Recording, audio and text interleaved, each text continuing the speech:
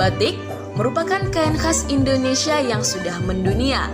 Ternyata, di setiap daerah memiliki ciri khas batik masing-masing. Seperti yang ada di Kabupaten Pelalawan ini, sebut saja batik Seikijang yang diproduksi oleh Ibu Kelly tinggal di Gang Blimbing, Jalan Pepaya, Kecamatan Pangkalan Kerinci, Kabupaten Pelalawan.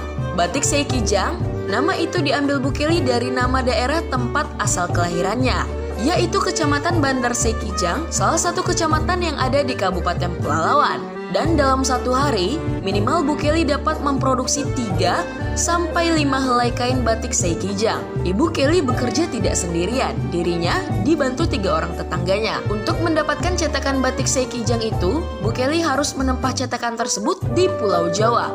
Karena motif batik yang dipesan Bu Kelly cukup rumit, Bu Kelly harus sabar menunggu selama 3 bulan. Bu Kelly dan 3 karyawannya memproduksi batik Seikijang tersebut masih secara manual. Mulai dari memasangkan kain ke dalam gawang atau ram, membuat motif batik dengan cetakan lilin, kemudian dilanjutkan mewarnai motif di kain tersebut dengan kuas kecil dan spons. Setelah semua selesai, maka kain yang sudah diwarnai itu didiamkan dengan cara dijemur. Kemudian dibilas menggunakan air rebusan dalam air mendidih untuk mematenkan warna serta menghilangkan lilin yang melekat pada kain tadi. Setelah selesai, kembali dijemur dan selanjutnya siap dikemas untuk dipasarkan.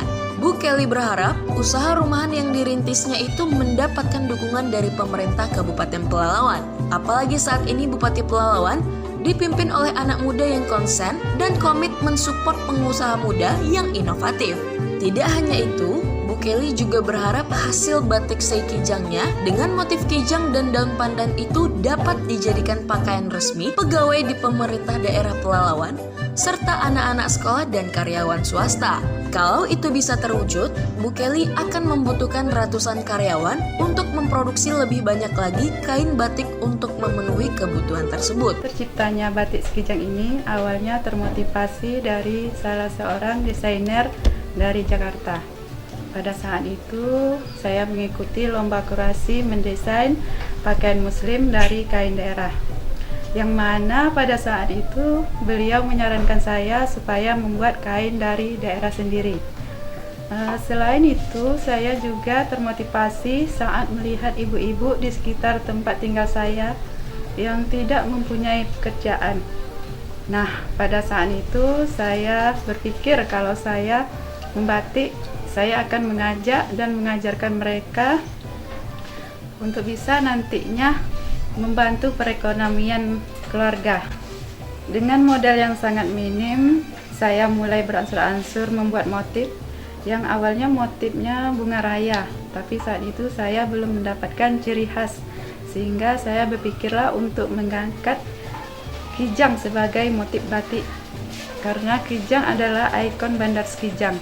Dan mulailah saat itu saya mendesain kijang dan rumpun pandan. Kemudian dijadikan ke batik yang mana batik itu saya beri nama batik Seikijang. Walaupun pemasaran kami sangat lambat, saya tidak berputus asa. Saya terus membatik dan tetap memperkenalkan dan mempromosikan batik Seikijang. Hingga setakat ini, pemasaran batik Seikijang karya anak Melayu itu masih dari mulut ke mulut. Dalam satu helainya, Bu Kelly menjual kain batik itu ke masyarakat di angka Rp200.000 sampai Rp250.000.